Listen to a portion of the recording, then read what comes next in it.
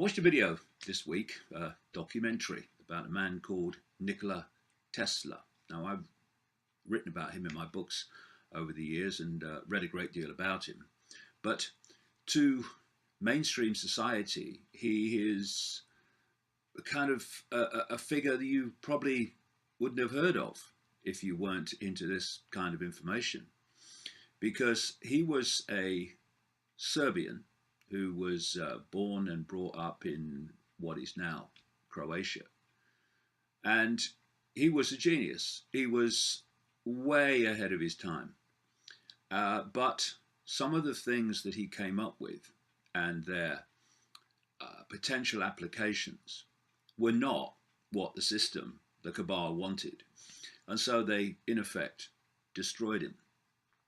But looking at his life and what has happened since is very instructive, both in the way that it shows how far ahead of his time he was, but also in the way that some of his understandings of reality and how to work with it and make it serve your purpose, how that today is being used in a very malevolent way.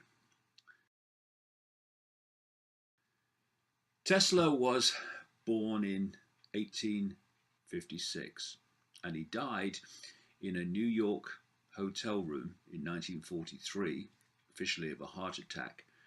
And despite all the amazing things that he developed and was responsible for, including today's electrical system,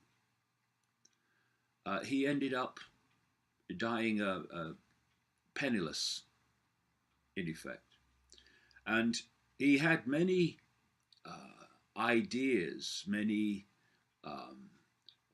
trains of research and themes of research that were going on when he died, and information and documentation of other research that he'd done in his life. He died at the age of 86, so he lived a long life. And these documents and this research material was seized when he died by the FBI. And there have been many suggestions and a lot of speculation about what was in them and what information the authorities therefore gleaned from these documents.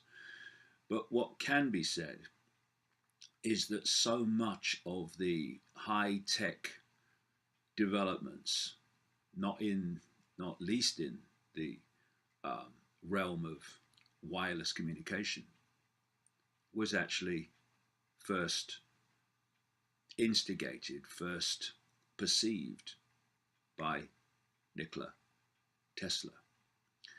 And to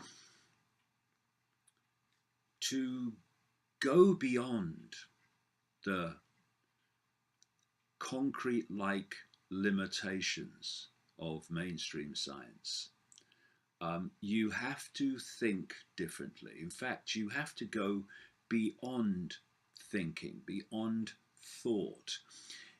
Thought is a very low level of intelligence and perception, very low.